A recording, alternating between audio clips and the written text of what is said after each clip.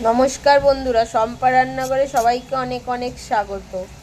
আজকে তোমাদেরকে আমি রান্না করে দেখাবো শুক্তো। দেখো, শুক্তো রান্নার জন্য মা এখানে সব সবজিগুলো আমাকে কেটে দিচ্ছে। এখানে কেটে দিয়েছে উচ্ছে, এখানে কাটছে সজনের ডাঁটা, এখন কাটছে পেঁপে, আর নিয়েছি কাঁচকলা। তো সমস্ত সবজিগুলো মা ভালোভাবে আমায় কেটে দিচ্ছে। দেখো, শুক্তোর জন্য সব সবজিগুলো কাটা হয়ে গেছে। আর এখানে আমি আলাদা করে উচ্ছে আর আলুটা কেটে নিয়েছি, কারণ এটা আমি আগে ভেজে নেব। তাহলে আমি সব সবজিগুলো আগে ধুয়ে নিই ভালো করে। সবজিগুলো ধুয়ে দেখো রেখে, আর আমি উচ্ছেগুলো তেলে ভালো করে ভেজে নিচ্ছি শুক্তোর জন্য। চিলে আমি প্রথমে পোস্তটা ভালো করে বেটে নিচ্ছি, তারপরে আদা বাটবো। দেখো, উচ্ছেটা ভাজা হয়ে গেছে, আমি এবার তুলে নিচ্ছি। বড়ি ভেজে নিয়েছি আগে থেকেই, আর উচ্ছেটাও ভাজা হয়ে গেল। আমি এবার তেলের উপরে দিয়ে দিচ্ছি ফোড়নে তেজপাতা, দুটো শুকনো লঙ্কা,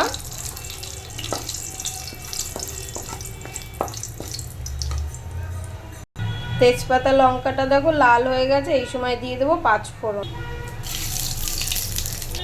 দিয়ে দেবো টমেটো কুচি, দিয়ে দেবো আদা বাটা, কেটে রাখা আলুটা দিয়ে দেবো একবারে মশলার সাথে। পরিমাণ মতো হলুদ গুঁড়ো,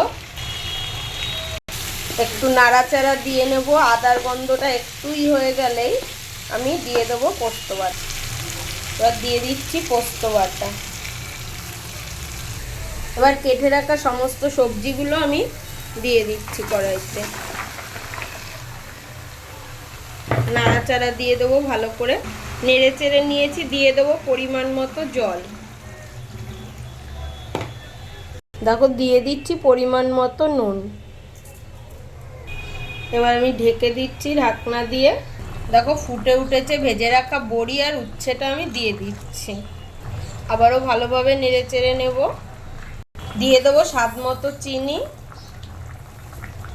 দেখো, এখানে আমি গরম করে গুঁড়ো করে নিয়েছি ধনে আর জিরে গুঁড়ো করে নিয়েছি। আমি এইটা উপর থেকে ছড়িয়ে দিয়ে নামিয়ে নেব, তাহলেই আমার রেডি হয়ে যাবে শুক্তো। নামিয়ে নিচ্ছি। দেখো, ধনে জিরের গুঁড়োটা দিয়ে দিয়েছি উপর থেকে। এবার আমি নামিয়ে নিচ্ছি। দেখো, আমি নামিয়ে নিয়ে এসেছি, শুক্তোটা আমার রেডি হয়ে গেছে। তো ভিডিওটা অবশ্যই তোমরা দেখো, আর ভালো লাগলে লাইক শেয়ার কমেন্ট করে জানিও কেমন লাগলো। তো এখনকার মতো এতটুকু, আসবো আবার অন্য কোনো ভিডিও নিয়ে অন্য কোনো সময়। নমস্কার।